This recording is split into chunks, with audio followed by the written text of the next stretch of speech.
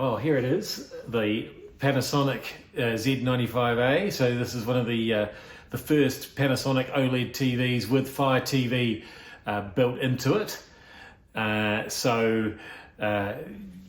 mean, I'm sitting here on a pretty sunny day, and this is an OLED screen, and that's something that we never even could have even considered doing just a few years ago, but that's how bright these things are. They look great.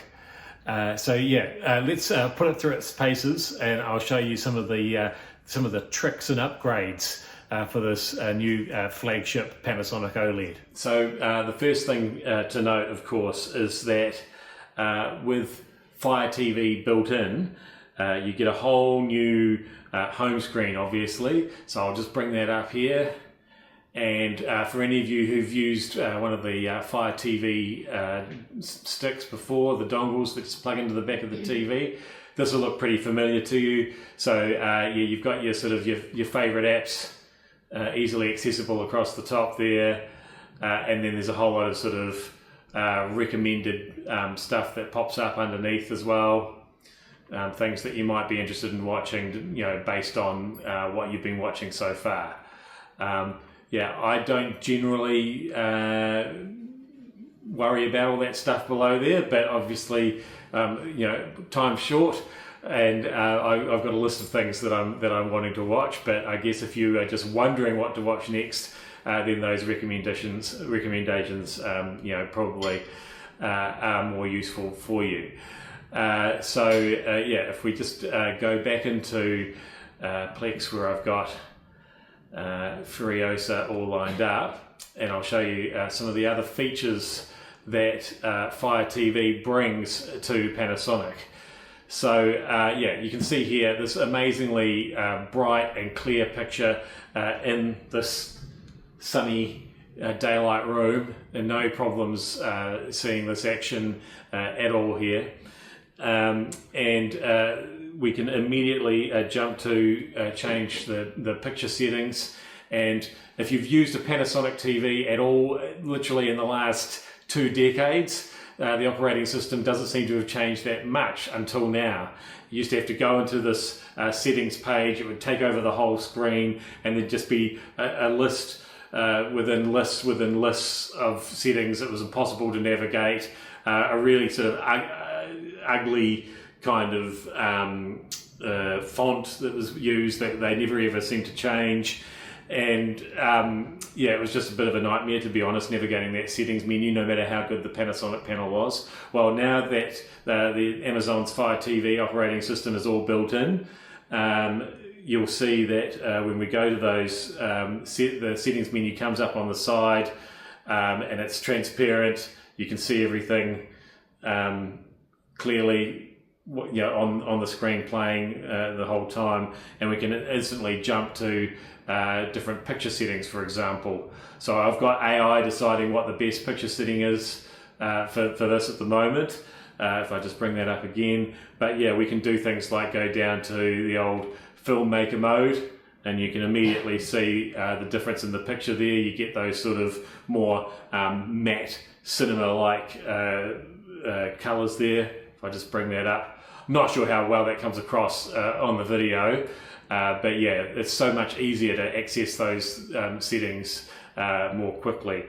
If we just put it back onto that AI mode, and then I'll show you one other very important feature with these. So it's a big tick for the operating system, for the Amazon Alexa operating system taking over from what Panasonic had there before. But if we just unmute it, you'll see the other great advantage of a TV like this.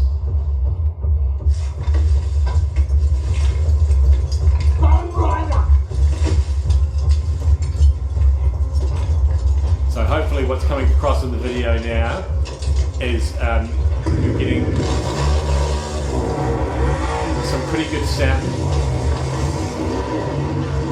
and you're getting that thumping little bass music that's happening underneath the action. Hopefully you can hear that on the video as well, and that's because there's a whole lot of built-in speakers with this TV. You get that, basically it's a sound bar that's built in at the bottom of the TV. All the sound you're hearing is coming from the TV itself. There's no external speakers switched on there at all. And I have found the sound to be excellent. And usually when I'm reviewing a TV, I'll review the sound that comes from the TV for a little bit and then plug it back into my surround sound system. But yeah, the settings and the offerings as far as those built-in speakers on this TV go, yeah, I just find them excellent. And so yeah, we've switched to a nighttime scene here, and once again you can see just how good this picture looks even in a bright room. We can make out contrasts. We can see the different action in the foreground and the background. It looks absolutely great. There's one more piece of the puzzle here that I wanted to show you. So yeah, like I say, we've covered off some great features of this new TV. Obviously with the new Fire TV operating system, it's really made things amazing. You've got this incredibly bright and clear OLED display, which is great, and which leaves sort of one more ingredient in the picture, which is the remote control.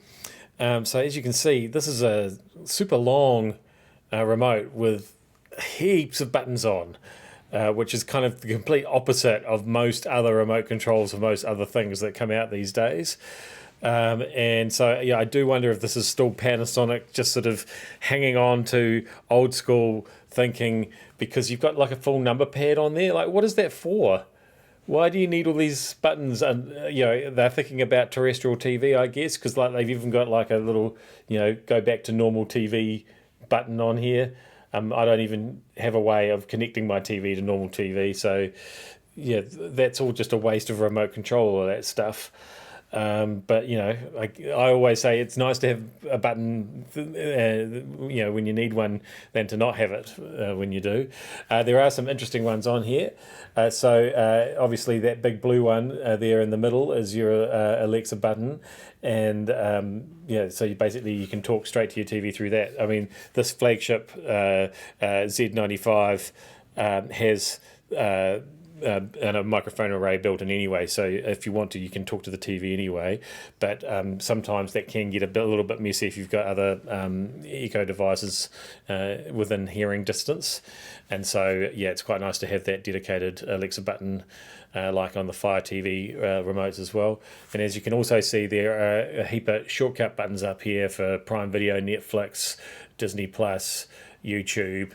And then there's one there for the apps as well, which is good. You can jump straight to the apps, and the TV doesn't even have to be on. You can touch any of those buttons and it'll jump straight to those.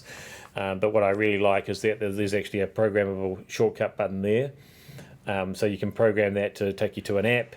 You can program it to get the TV to do something in particular, or perhaps even something in your smart home, because of course, as we've already discussed, you can use the TV as a smart home hub, as an Alexa hub for other smart devices in your house.